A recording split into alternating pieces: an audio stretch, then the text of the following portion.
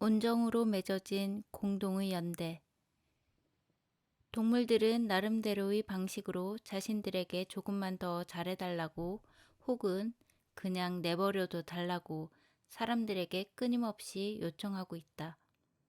이 책은 우리를 향한 그들의 선언문이다. 나는 이 책에서 그들이 사람들로부터 원하고 필요로 하는 것, 그리고 그들의 이 같은 요청이 왜 전적으로 정당한지에 대해 설명하고자 한다. 우리는 그들이 우리에게 보내는 눈길을 외면하거나 그들의 간청에 마음의 빗장을 걸어 잠그는 행위를 중지해야 한다. 동물들이 인간으로 인해 불필요하게 겪는 고통과 괴로움, 외로움, 슬픔, 나아가 죽음에 이르게 되는 모든 행위를 멈추어야 한다. 최종적으로 자신들의 멸종 위기를 막아달라는 그들의 간절한 요구를 들어주는 것은 사실 우리 인간에게는 그다지 어려운 일은 아니다. 이것은 선택의 문제이다.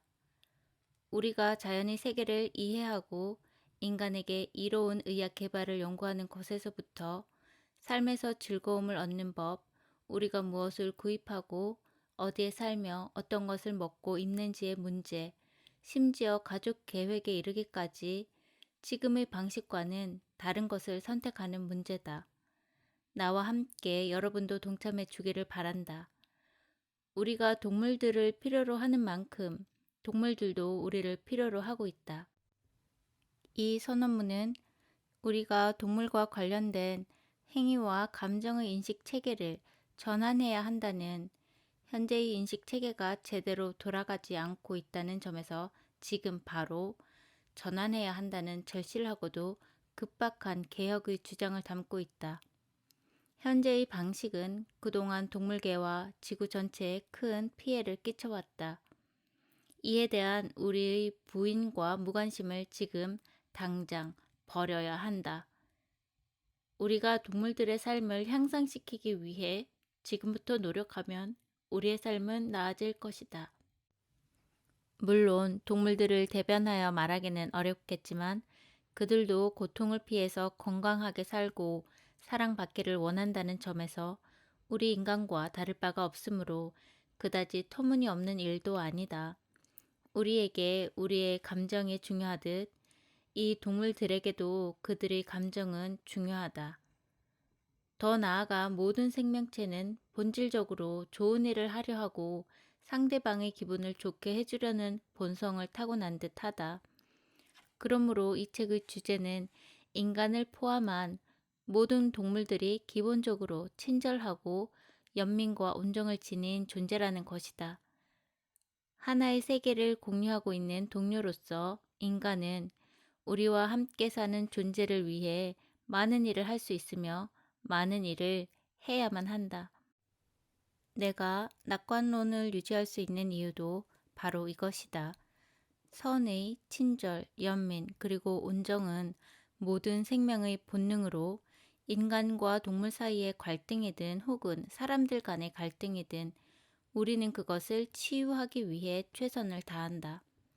대부분의 사람들이 많은 어려움에도 불구하고 진심으로 따뜻한 마음을 가지고 있다는 사실을 보여주는 매우 희망적인 움직임도 일부 감지되고 있다.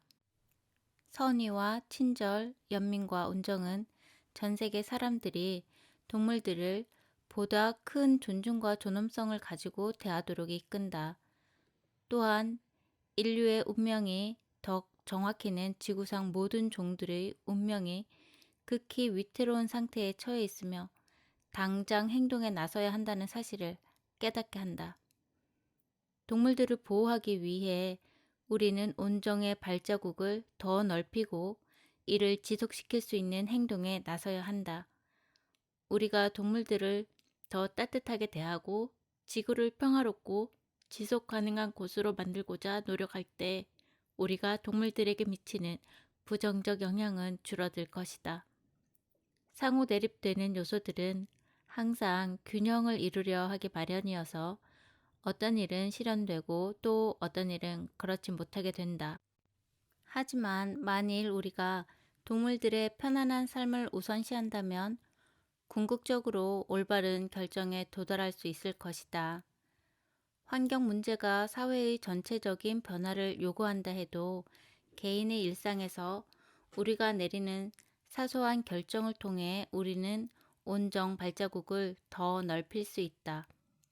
우리는 조금씩 더 나은 방향으로 상황을 만들어가기 위해 지속적으로 노력해 갈 수 있다. 그렇다면 우리는 편안함을 포기해야 할까? 아마 그래야 할지도 모른다. 이는 인간이 끊임없이 동물들에게 부담을 지우면서 그들이 누려야 할 편안한 환경에서 내몰고 있다는 점을 생각한다면 그다지 과도한 요구가 아닐 수도 있다. 설문조사에 따르면 전 세계적으로 환경에 관한 인식이 확산되고 있는 가운데 인간과 동물과의 관계에 대한 의식 역시 개선되고 있다. 환경운동은 미국에서 자녀를 키우는 가정의 90% 이상이 적극 지지를 표명하고 있는 개념이다. 한 연구에 따르면 성인의 66%는 자신이 관심을 갖는 사안을 지지하기 위해 사용 중인 제품의 브랜드를 바꿀 용의가 있다고 응답했으며 62%는 다른 유통업체를 이용할 수 있다고 대답했다. 이 같은 사고의 변화 속에는 동물에 대한 의식의 변화 역시 포함되어 있다. 레이크 리서치 파트너스가 2006년 수행한 연구조사에 따르면 미국인 10명 가운데 9명은 우리가 돌보는 동물들을 보호할 도덕적 의무가 있다고 강력하게 믿고 있었다. 이 조사를 이용해 처음으로 친절 지수를 개발한 동물 보호단체인 BFAS는 미국인들이 이런 가치관을 자녀들에게 전달해야 한다는 데 확고했다고 언급했다. 아울러 대부분의 사람들이 기꺼이 도울 의사를 가지고 있었으며 우리의 일은 단지 그들이 그렇게 할 수 있는 기회를 만들어내는 것뿐이라고 밝혔다. 할 수 있는 기회가 생길 때 사람들은 행동에 나선다. 2008년 시행된 갤럽 조사에 따르면 2003년부터 5년간 미국인들의 55%는 최소한의 환경 보호를 위해 사소한 변화를 받아들였으며 28%는 그들의 라이프 스타일에서 중대한 변화를 받아들였다. 같은 조사에서 6세에서 12세 어린이들의 65%는 멸종 위기에 처한 동물들의 생존을 돕는 브랜드의 제품을 구매해야 한다는 생각에 찬성했으며 성인의 78%는 자신이 관심을 갖고 있는 사안과 결부된 회사의 제품을 구매할 가능성이 더 높다고 대답했다. 이 같은 결과는 내가 전혀 모르는 사람을 만난 후 느꼈던 사회 전반적 변화를 재확인시켜주고 있다.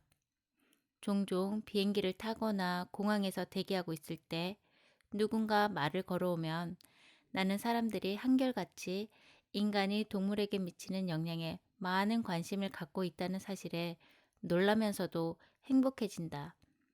한 번은 굴지의 소프트웨어 회사에서 일하는 한 여성이 비행기에서 내 옆자리에 앉은 적이 있었다.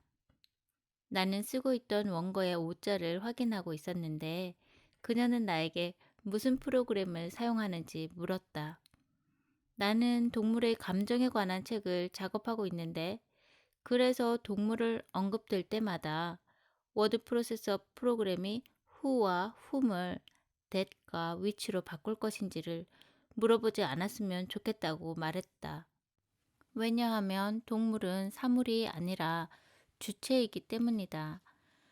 그녀는 처음에는 잘 이해하지 못했지만 결국 내 얘기를 알아들었고 소프트웨어를 수정하는 일에 대해 회사 사람들과 이야기를 나눠보겠다고 말했다. 나는 그녀가 실제로 그렇게 했는지 여부를 떠나 그녀가 동물을 바라보는 방식이 달라져야 한다는 관점에 마음을 열었고 우리가 사용하는 언어가 우리의 사고방식에 영향을 미친다는 점을 인정한 사실만으로도 흡족했다. 앞으로 나오는 워드 프로세서 소프트웨어에서는 동물을 을의 사물로 추정해 it으로 지칭하던 것을 바로잡아 사용자에게 he나 she 가운데 어떤 것으로 지칭할지 묻게 될지도 모를 일이다. 사실 사람들은 자신이 늘 해오던 방식대로 생각하고 행동하는 데 익숙해 있어서 자신의 행동이 가져올 영향에 대해 별로 고려하지 않는다.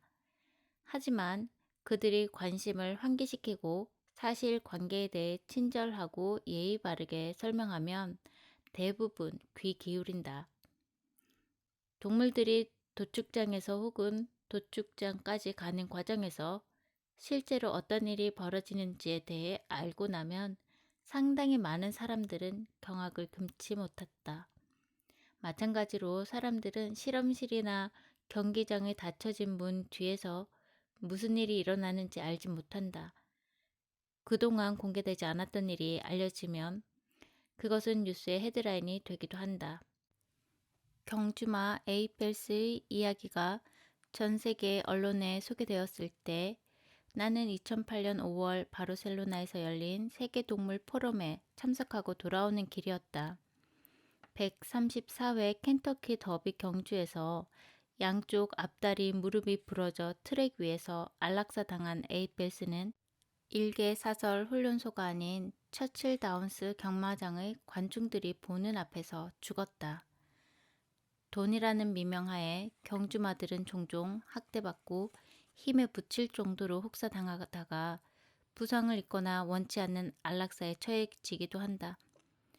하지만 에이필스의 죽음은 충격적이게도 공개된 장소에서 벌어진 일이기 때문에 은폐될 수 없었다.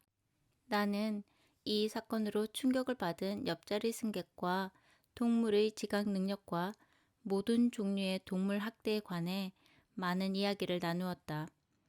그는 경주마들이 처해 있는 현실이나 통상적인 동물 학대 문제에 대해 많이 알고 있지는 않았다. 하지만 그는 자신의 아이들을 친절하고 온정적인 세상에서 키우고 싶다고 말했고, 대화를 통해 자신이 해오던 방식 가운데 일부를 바꿔야 할 필요가 있음을 깨달았다.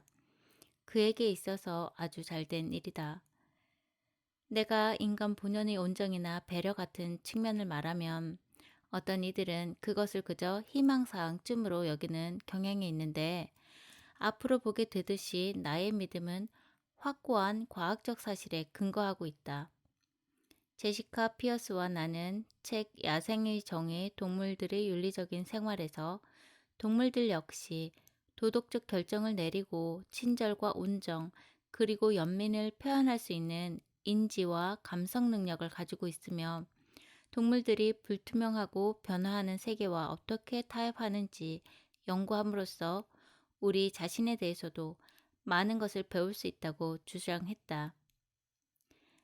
이 책 동물 권리 선언은 내가 쓴 또 다른 책인 동물의 감정 생활과 책 야생의 정의의 혈통을 직접 이어받은 책이다. 이 책은 우리와 함께 지구를 공유하고 있는 경이로운 동물들에 대한 사실을 다루면서 이들이 우리에게 의미하는 바는 무엇이며 우리가 해야 할 일은 어떤 것인지 묻고 있다. 동물 권리 선언은 결코 급진적인 것이 아니다. 여느 선언문처럼 동물 권리 선언 역시 행동에 나설 것을 촉구하고 있다. 나는 이 책에서 동물의 지각 및 감성 능력과 관련하여 밝혀진 놀라운 사실들을 보여주고 이것이 우리 사회의 기존 가치 체계에 어떤 영향을 미치는지 살펴볼 것이다. 바꾸어 말하면 과학을 윤리와 도덕 그리고 감정의 영역에 자유롭게 결부시키고자 한다.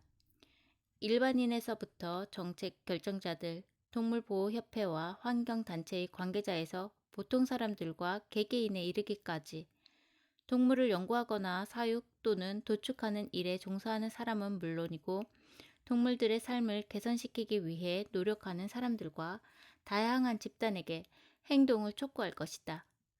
우리 모두 함께 지구를 공유하고 있는 동물들의 삶에 대한 인식을 제고하고 동물과 환경을 위해 일하는 사람들을 급진주의자 혹은 과격분자로 간주하던 기존의 패러다임을 바꿔야 한다. 어느 누구도 열정이 있다는 이유로 누군가에게 사과해야 하거나 감수성을 가지고 있다는 이유로 모욕당하는 일이 일어나서는 안 된다. 우리는 다른 동물들의 생각이나 감정에 대해 알아야 할 모든 것을 다 알고 있는 것일까? 분명 그렇지 않을 것이다. 하지만 지금까지 해오던 방식을 어떻게 바꿔야 하는지에 대해서는 충분히 알고 있다고 생각한다. 동물들에게도 감정적인 삶이 있다는 사실에 여전히 의문을 갖는 과학자들이 있다. 하지만 한때 우세했던 이런 관점은 오늘날 급속히 위축되고 있다. 과학적 방식에 입각한 동물의 지각 능력 연구가 점차 늘어난다는 사실을 더 이상 외면하기는 힘들 것이다. 회의론자들은 자신의 생각을 책임있게 입증할 수 있어야 한다. 즉, 동물들에게 감정적 삶이 있다는 사실을 증명하기보다는 회의론자들이 동물들에게 감정적 삶이 없다는 사실을 입증하게 만드는 것이 더 타당할 것이다. 가장 급진적 관점이 회의적이게 되는 것 역시 내가 주장하는 인식체계 전환의 일부다. 어찌되었든 정면으로 그 의구심을 제기해야 한다는 점이 중요하다. 회의론자들과 얽혀 살기에는 인생이 너무 짧다고 말하는 이들도 있지만 나는 동물의 지각 능력에 대한 그릇되고 회의적인 관점을 유지시키기에는 인생이 너무 길다고 느껴진다. 동물들이 겪게 될 고통과 그들에 대한 학대가 그만큼 클 것이기 때문이다. 회의론자들은 심지어 사람이 감정의 동물이라는 사실에조차 회의를 품고 있다. 또한 일부 과학자들은 사람들의 개인적인 진술은 합당한 증거로 인정하지 않는다. 하지만 나는 다수의 진술의 바탕에 자료가 성립된다는 책, 과학, 지식 그리고 동물의 마음의 저자 데일 제이미에슨의 의견에 동의한다. 내 동료 제시카 피어스가 만들어낸 신조어인 서술적 동물 행동학은 동물의 삶을 연구할 수 있는 더할 나위 없이 좋은 방법 중 하나다. 나는 예전에 까치들이 죽은 까치의 주위에 조용히 둘러서서 시신을 부드럽게 어루만지며 풀잎을 날라다 주검 옆에 놓아주는 그들 나름의 장례의식을 직접 관찰하고 그 내용을 발표한 적이 있다. 그 글을 읽은 많은 사람들이 까치와 같은 과에 속하는 까마귀, 갈가마귀 같은 조류들이 이와 똑같은 형태의 의식을 치르는 모습을 보았다며 내게 이메일을 보내왔다. 그들의 이야기는 비록 전문 연구자들로부터 나온 것은 아니지만 실증적인 자료임이 분명하다. 과학자들은 당연히 그 진위 여부를 연구하는 것이 마땅하다. 그 어느 때보다 더 통제된 과학 연구들은 사람들이 눈으로 명백히 목격한 바를 사실로 입증시켜주고 있다. 그렇다면 이 같은 사실에서 윤리적 결론을 이끌어내는 일이 급진적이라고 할 수 있는가? 오바마 대통령이 2009년 소비자 의료 환경 정책을 관할하는 예산관리처 안의 규제정보국 국장으로 하버드 대학교 법대 교수인 캐스 선스타인을 지명했을 때 일각에서는 이를 급진적 조치라고 간주했다.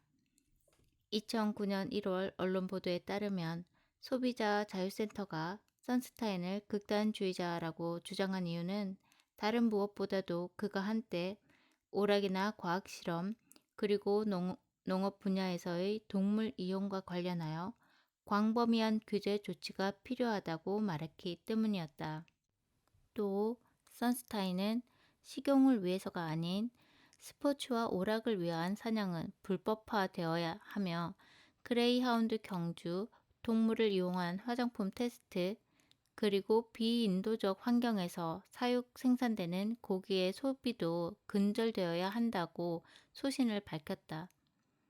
하지만 동물 이용과 스포츠 사냥에 대해 광범위한 규제를 주장한 선스타인도 스스로 고기를 먹고 있으며 미국인들에게 강제로 채식주의를 강요하려는 그 어떤 계획도 가지고 있지는 않다 하면서 쥐에게 어느 정도의 고통을 가하는 실험일지라도 만일 그 결과가 인간의 중요한 의학 발전을 이끌어낼 수 있다면 이를 금지하는 것은 과도하다라고 썼다. 동물과 그들이 보금자리에 불필요한 해를 끼치지 않으려 노력하고 그 과정에서 인간에게 부담이나 위험을 주지 않는데도 이를 진정, 급진적 접근 방식이라고 말할 수 있을까? 더 중요한 것은 만일 동물들이 생각하고 느낄 수 있다면 그들은 인간이 자신들을 대하는 방식에 대해 어떻게 여길까? 그들이 만일 인간의 언어를 구사할 수 있다면 우리에게 어떤 얘기와 부탁을 할까? 그들의 선언문은 다음과 같은 내용으로 구성될 것이라고 믿는다. 1. 모든 동물은 지구를 공유하며 우리와 더불어 살아야 한다. 2. 동물은 생각하고 느낀다. 3. 동물은 온정을 느끼며 또한 온정을 받을 자격이 있다. 4. 교감은 배려로, 단절은 무시로 이어진다. 5. 세상은 동물들에게 온정적이지 않다. 6. 온정적인 행동은 모든 살아있는 존재와 세상에 도움을 준다. 이 6가지는 이 책의 목차와도 같습니다. 이 선언문을 급진적이라고 할 수 있을까? 나는 지극히 상식적이라고 본다. 위의 6개 항은 우리가 온정의 발자국을 더욱 넓히는 6가지의 타당한 이유이기도 하다. 이는 내가 제인구달과 함께 쓴 책 생명사랑 10계명에서 제시한 생각을 확대한 것이다. 하지만 내가 보기에는 이처럼 상식적인 생각들조차 종종 부인당하고 반발에 직면하게 된다. 왜냐하면 사람들은 자기 눈앞의 일들에 관심을 가질 것을 촉구하는 이런 생각을 따를 경우 기존의 생활이나 행동 방식의 급진적 변화가 불가피하다는 것을 직감적으로 알기 때문이다. 이는 분명 어렵지만 불가능한 일이 아니며 우리는 과거에도 그런 일을 해냈다. 처음엔 매우 기이하고 급진적이라고 간주되던 사람들이 나중에 시간이 흐르게 되면 그다지 급진적이거나 잘못됐다고 느끼지 않게 되는 것이다. 레이첼 카슨이 책 침묵의 봄을 펴냈을 때 그녀는 보수적인 연구자들의 조롱을 받았지만 살충제와 환경 독소의 가공할 만한 영향에 관한 그녀의 증거와 예측은 불행히도 사실로 판명되었다. 이후 사람들은 환경 보호를 위해 일상에서 중대한 변화를 받아들였다. 제인 구달이 그녀가 연구하던 침팬지에게 데이비드 크레이비어드라는 이름을 붙여주자 많은 연구자들이 그녀를 비난했다. 이 역사적인 발견을 담은 비디오를 보여주기 전까지 데이비드가 풀잎사기를 이용해 흰개미를 잡는다는 그녀의 말을 아무도 믿지 않았다. 1960년대 초반까지만 해도 동물이 개별성을 갖는다는, 그래서 이름이 필요하다는, 그리고 오로지 인간에게만 가능하다고 여겨졌던 도구를 만들어 사용할 줄 안다는 생각은 이단적이고 제정신이 아닌 것으로 치부되었다. 하지만 2가지 모두 지금은 당연하게 받아들여지고 있다. 분명 인간과 동물은 서로에게 적대심을 드러낼 수도 있다. 하지만 협력과 온정은 우리와 다른 존재와의 공존에 있어 핵심이다. 인내심을 갖고 부단한 노력으로 온정의 발자국을 확장해 나가다 보면 우리가 다른 동물들의 삶을 더 편안하게 만든다는 낙관론을 견지하게 되는 것도 바로 이 때문이다. 나는 이 책을 통해 학자와 시민운동가 그리고 세상을 보다 평화롭고 온정적인 곳으로 만들고 싶어하는 사람들의 관심을 불러일으켜 동물들과 지구를 위해 많은 일을 할 수 있는 계기가 되기를 바란다. 나는 여러 해 동안 동물의 마음은 어떨지 그리고 그들은 마음속에 무엇을 담고 있을지에 대해 생각해왔고 그 결과 이 선언문을 수십 년에 걸쳐 써왔다. 많은 실험을 했고 현장에서 활동하기도 하였다. 부모님에 따르면 나는 3살 때부터 동물들을 진심으로 대해 주었다고 한다.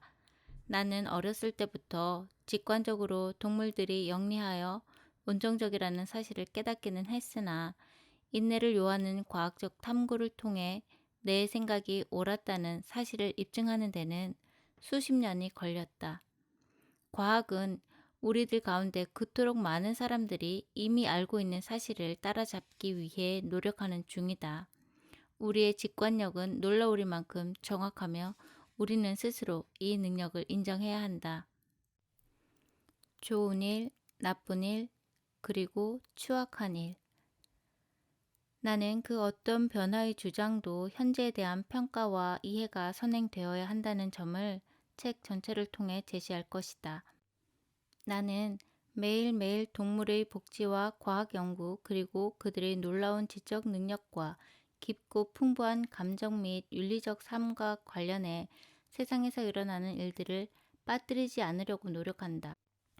예를 들어 2009년 초에도 불과 며칠 사이에 BBC 뉴스를 통해 나는 사람들이 현재 동물들과 상호작용하는 과정에서 좋고 나쁘고 추악한 모든 예를 보여주는 기사들을 접했다.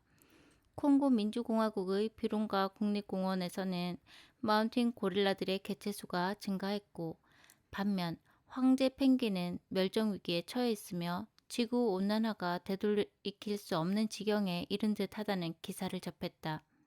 2008년 6월에도 이와 비슷하게 좋은 소식과 나쁜 소식이 모두 있었다. 우선 미국 산림청은 가지뿔 영양들의 아주 오래된 이동 통로를 보존하기 위해서 옐로우스톤 국립공원의 광역 생태계 최초로 야생동물 이동 통로를 지정하였다는 소식이었다. 이 사례는 사람들이 동물들을 위한 공간을 마련해주고 있다는 구체적 증거이며, 동물은 이동 시 대체 경로를 찾을 필요 없이 자신이 다니던 길을 이용할 수 있게 되었다.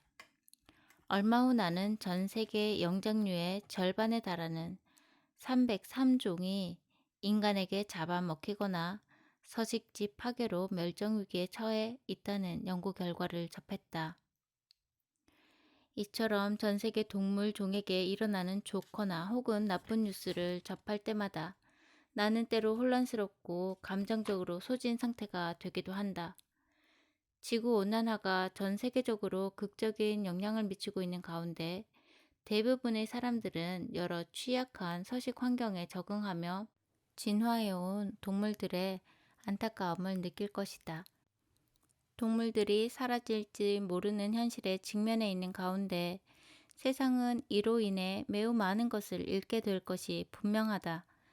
작가 리처드 넬슨은 자신의 책에서 이렇게 말하고 있다. 나는 북극곰 있는 곳을 바라보다가 혹시라도 내 시선을 공격적으로 받아들일지 몰라 고개를 돌렸다. 그리고는 궁금한 생각이 들었다.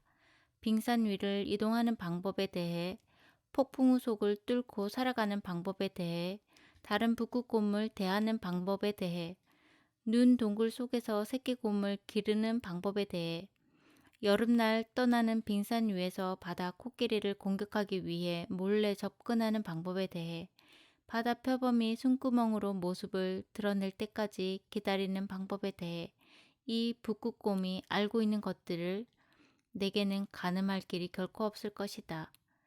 북극에 대해 북극곰이 알고 있는 것들은 과연 어떤 것일까? 에스키모인들이 그래왔듯이 만일 내가 평생 빙산을 가로지르며 북극곰을 쫓아다닌다면 나는 무엇을 배울 수 있을까? 북극곰들은 현재 위험에 처해 있는 이 땅과 관련해 우리에게 어떤 비밀을 알려줄 수 있을까? 뭔가 현실 가능한 것, 그리고 온정을 베풀 수 있는 우리의 능력에 초점을 맞추는 일이 우리가 앞으로 나아갈 수 있는 최선의 방책이다. 그 온정에 동력을 제공하는 것은 동물 역시 풍부한 감정을 가진 온정적 존재라는 동물과의 친밀한 연대감에 대한 새로운 이해이다. 대중매체들은 동물들이 얼마나 영리하고 감정적인 존재인지 소개하는 기사를 종종 내보낸다. 우리는 또 물고기들이 뚜렷한 개별성을 가지며 새들은 나중에 먹을 식량을 비축하고 침팬지보다 도구를 만들어 이용하는데 더 정교하다는 사실을 안다. 고래는 감정 처리에 중요한 방추 뉴런을 가지고 있으며 거북은 동료 거북의 죽음을 애도하고 쥐는 다른 쥐가 느끼는 고통을 느낀다. 한 연구에 따르면 물고기와 바닷가재, 심지어 곤충도 고통을 느낀다. 언론에서 다루는 모든 뉴스, 최신의 과학, 그리고 시시각각 제출되는 법안들을 모두 따라잡기란 불가능한 것이다. 따라서 나는 일반 대중들에게 친숙하게 동물들의 존재와 우리들이 이 경이로운 생명체를 어떻게 그리고 왜 이해하고 인정하며 존중해야 하는지, 실질적으로 그들이 우리에게 원하는 게 무엇인지 같은 큰 그림을 보여주는 기사와 과학적 자료들을 계속 언급할 것이다. 개별 동물 각각의 존재가 중요하다.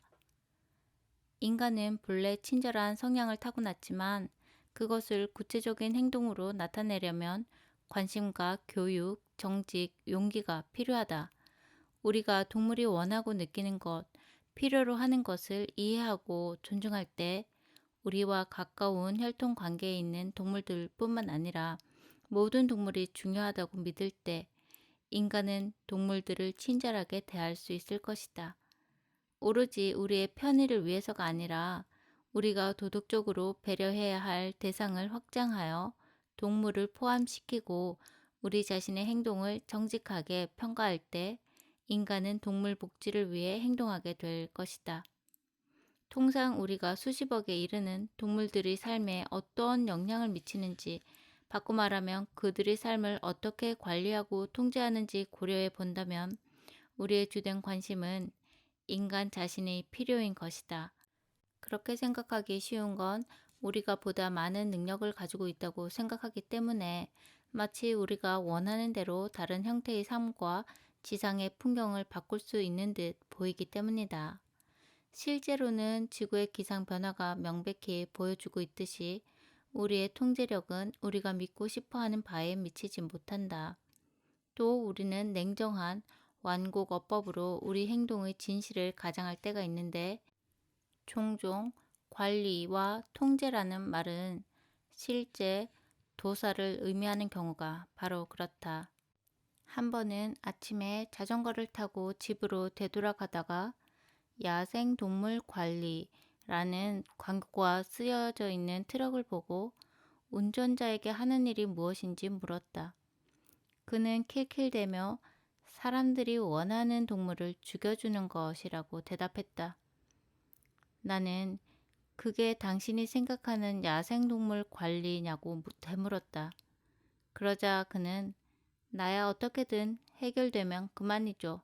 죽여버리면 문제는 끝이라고 했다. 사람들이 이 같은 행동을 할 수 있게 만드는 것은 무엇일까? 어떻게 죽어가는 동물을 아무렇지도 않게 바라만 보고 있을 수 있을까? 때로는 선량한 사람들조차 단순히 인식하지 못하기 때문에 동물들에게 서슴지 않고 나쁜 짓을 한다. 다른 종들과의 관계가 소원해지면 우리는 그들을 객체로 대하게 된다. 곰곰이 들여다보고 동물에 대한 다른 시각을 가지게 되면 행동도 그에 따라 바뀌게 된다. 우리는 이런 일이 일어났을 때 일상의 문맥에서 동물에게 보다 친절하게 행동할 수 있는 온갖 종류의 방법을 생각해낼 수 있다. 우리들의 온정 발자국. 이 선언문은 왜 모든 동물들이 중요한지, 왜 인간이 동물들에게 지금보다 더 잘해야 할 필요가 있는지, 그리고 우리는 왜 우리의 온정 발자국을 확장시켜야 하는지에 대한 6가지 이유를 살펴보는 여정이다. 나는 자전거를 타고 주변을 돌다가 온정 발자국이라는 표현을 생각해냈다. 동료들과 함께 탄소 발자국의 개념에 대해 그리고 어떻게 이 용어가 나름의 생명력을 얻게 되었는지에 대해 토론을 벌인 일이 있었다. 그때 나는 인도나 케냐 그리고 중국의 외딴 오지 마을에서도 사람들이 탄소 발자국 내지 탄소 배출권과 같은 용어를 사용하는 것을 실제 들은 적이 있다. 지금 이 용어는 인간의 라이프 스타일이 지구에 미치는 영향을 가늠하기 위한 막강한 전 세계적 캐치프레이즈가 되었다. 탄소 발자국과는 반대로 온정 발자국은 우리가 그 발자국을 더 크게 만들기 위해 노력하는 것이다. 온정 발자국은 우리 일상의 결정을 평가할 수 있는 렌즈다. 우리는 동물에 대해 보다 인도적이고 온정적인 선택을 내릴 수 있다. 이는 크게 어렵지 않다. 예를 들면 우리가 무언가 구매할 때 기본적으로 이 가게에서 이 물건은 취급해도 괜찮은 거야. 혹은 그 회사는 우리가 사는 그 물건을 만들어도 괜찮은 곳이야. 라고 8살 된 한 소년이 내게 상기시켜준 일과 같은 것이다. 무엇을 산다는 것은 그와 같은 물건 여러 개 가운데 하나를 선택하는 일이다. 앞으로 우리는 우리의 소비 행동을 쉽게 바꿀 수 있으며 그 결과는 모두 다른 사람들이 선택에 파급 효과를 미친다는 사실을 알게 될 것이다. 동물과 온종적으로 공존함으로써 우리는 보다 나은 인간이 되고 우리의 삶도 더 윤택해질 것이다. 온정은 모든 존재에 대한 공정함으로 이어질 수 있다. 온정은 더 많은 온정으로 이어지고 다양한 사람들을 통합시킨다. 핵심은 우리 모두는 보다 나은 선택을 하기 위해 더 많은 노력을 기울일 수 있다는 점이다. 윤리적 선택을 내리면 우리는 비즈니스 하는 방식도 바꿀 수 있다. 결국 돈과 연관된 일이기 때문이다. 물론 우리는 다소 지나치게 느껴지더라도 동물의 편에서 그들에게 최상의 이익이 무엇일지 고려해 주어야 한다. 우리는 궁극적으로 우리의 동반자인 동물들의 복지를 무시하는 세상보다는 윤리적 목소리가 보편화되고 온정이 가장 중요시 되는 세상을 한 걸음 한 걸음씩 만들어낼 수 있다. 그러니 나아가 우리의 온정 발자국을 넓혀보자. 전 세계 사람들의 의제 속에 정정당당히 동물을 포함시켜 보자.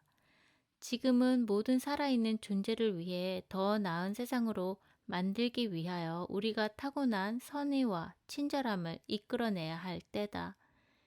이 같은 인식체계의 전환은 보다 온정적이고 평화로운 지구를 향한 우리 꿈에 희망과 생명력을 가져다 줄 것이다. 우리는 선량하고 친절하고 온정적인 마음을 갖고 태어났다. 우리의 아이들이 이 같은 본성을 지키고 발휘하게 하자. 동물에 대한 학대가 계속되도록 내버려 두어서는 안 된다. 시작은 지금이다. 책 제목은 동물권리 선언, 지은이 마크 베코프, 출판사 미래의 창. 이 책의 서문 전체를 읽어드렸습니다.